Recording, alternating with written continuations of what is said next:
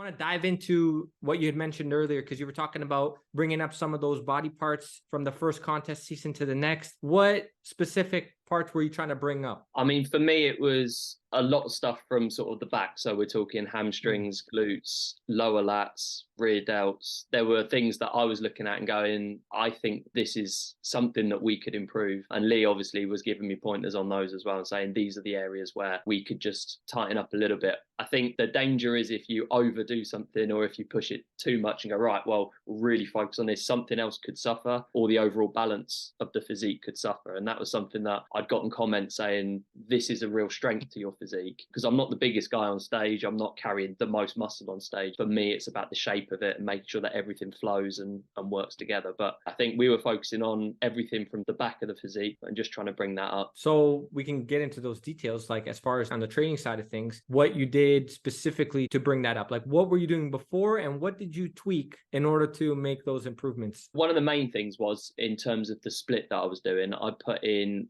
what I called a posterior day. So it was my 5th session of the week. I'd had push-pull legs. And then after that, it's like another push session, but it will be delt focused instead of chest focused. So I'd hit everything like that twice in a week. And then that 5th session is just a posterior. And that's going to be back, but also with hams and glutes as well. And then calves. It's half a leg session, half a pull session. I don't worry about doing biceps again in that one. They'll get hit a little bit from doing the pulling movements, but biceps isn't something that I needed to worry about too much. I wanted to focus more on sort of building up hamstrings and glutes. And that was an area because of my training as a gymnast and then going into weights. For a long time, I avoided things like deadlifts and variations because I'd had issues with my spine as a teenager. So through gymnastics, I had stress fractures in my lower back. And because of that, I decided that deadlifts would be bad because I'd start doing them with probably not the best technique. And then I noticed that that's when my back was set off and I had issues. So for me, it was building that up and making sure that I was kind of catching up in those areas. Adding an extra day and upping the frequency a little bit was the big way of doing that for me. So with the deadlift, so you just started doing that as of recent. How does your spine feel? Oh, much better. So that was something that I added in, I'd say just after 2020 when I competed, and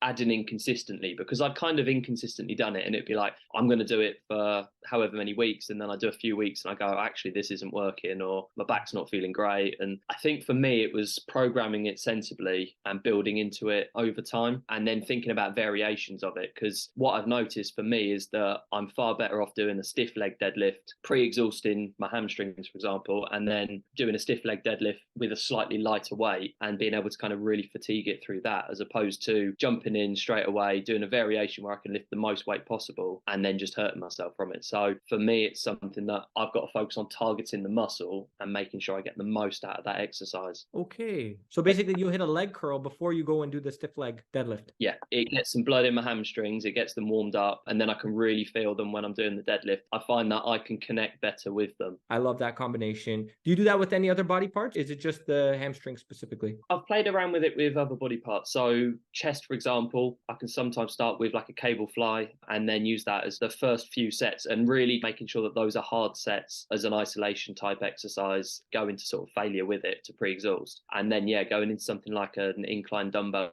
press, I find that you can really feel the muscle working harder, and it's just trying to make sure that that's the limiting factor. I think it's nice to do that and mix it up a little bit at times. I do tend to revert back to doing a compound movement at the start for something like that, especially when I get into the off season. I like pushing on the heavier weights. It does take the edge off that a little bit. But for me, something like a stiff leg deadlift, I find that if I push the weight too high, first of all, I probably end up just getting to the point where it affects next week's training, or I find it more challenging to recover. And I'm thinking, well, it's not necessarily that my hamstrings have worked harder, it's my systemic fatigue's built up. So for me, that's something where I can get away with using a lighter load and still hammering my hamstrings if I do it that way round. So I've played around with it on a different muscle group. I like to warm them up properly before I do that heavier exercise. But I think, yeah, some muscle groups I prefer doing it more than with others. Interesting, because of course you have to consider the deadlift is like a full body exercise. So when you're talking about this pre-fatigue, pre-exhaust, you can call it, but that's more supersetting. I think that's the terminology used when you go from like a pec fly right into like a press with no rest. I think that's the traditional pre-exhaust definition. So you were doing the sandwiching though, that Mike Israetel, you do a compound, then an isolation, then a compound again, right? So I've still been doing that. I really like doing that for certain body parts. So chest's an example for that. And I'll do an incline dumbbell press, low incline dumbbell press to start with. Then I'll go into a supported cable fly or something that's more of an isolation movement. And then I'll do another compound exercise where my chest's already pretty knackered and I can just get it to that point where it's the thing that definitely fails. For chest, for delts, I really like doing that. And I find it does work well. With delts, you were doing it, and how were you doing it specifically for delts? So delts, I think at the moment I'm starting with like a Smith machine overhead. It's more of a high incline press, but it kind of more front delt. And then I go into a supported lateral raise. So I'll even lean on the bench that I'm going to use to do the overhead press next. And then I'll do the lateral raise for a few sets on that, just to really get my side delts pumped, feeling it. And then once they're fatigued, I can then warm up and start doing the dumbbell overhead press. I use far less weight when I'm doing the dumbbell overhead press, but it means that it's definitely my side delts that are failing. You can keep the tension on that muscle and you can make sure that it's definitely that's going to be the limiting factor. Do you do any sort of pre-fatigue with the back as well, like with your lats? I know some people like to do like a pullover before a row. Yeah, I'll warm up with a pullover. Basically, it just gets me to engage with my lats a little bit more. So it could be that I do a pullover. It could be that I do a couple of sets of pull-ups or something. And in those, I'm just really focusing on doing the nice and slow, sort of the tempo of the lift, controlling the negative, really sort of stretching out the lats. And I do find that helps. I don't use it quite in the same way. I don't think I can get my back quite as fatigued with those. So it's more relying on those heavier rowing movements and then the pull downs as well. Yeah, I mean, it really is body part specific. And also, what do you have access to? Like, I know for me, if I have access to a really well-designed pullover machine, I'm using that first majority of the time because I really love that, A, and B, I noticed a big difference as far as how it feels from going from that, then going to like a row or something of that nature next. So it depends, right? Yeah, 100%. And yeah, you walk into a gym and there's a really cool piece of kit like a pullover machine. You think, actually, I'm going to start with that. It does make a difference if you've got access to it. But I think everyone's different as well. So people engage with different muscle groups differently. So it's just finding what works for you and your body. Correct me if I'm wrong though, but you also do a pre-fatigue, right? Where you hit the leg extensions before the squats, or do you not doing that anymore? So again, that was something that I played with. I'll change things around and I'll go, right, squats weren't going so well. So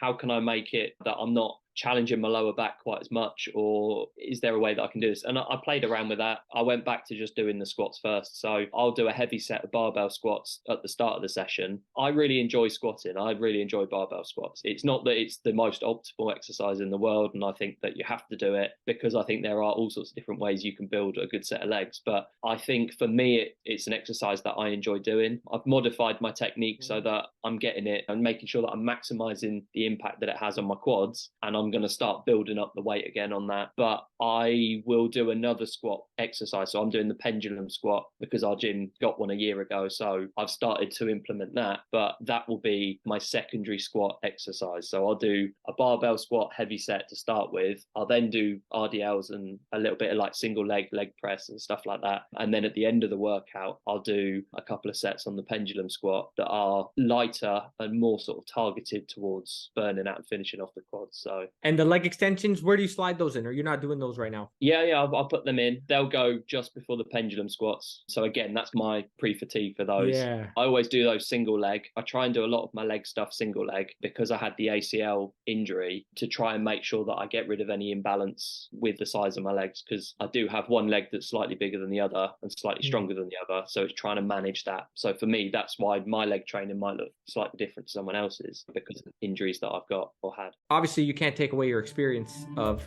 visiting those low rep ranges, but do you think that was a big component of building the foundation of your physique, building up that strength to a certain point? Okay, I know it's relative to what you were once doing, like we talked about, and not comparing yourself to others, but you're lifting some heavy loads, man. 400-pound deadlifts, 120-pound dumbbells, presses. That's heavy stuff, right? So it's heavy duty, right? How important was that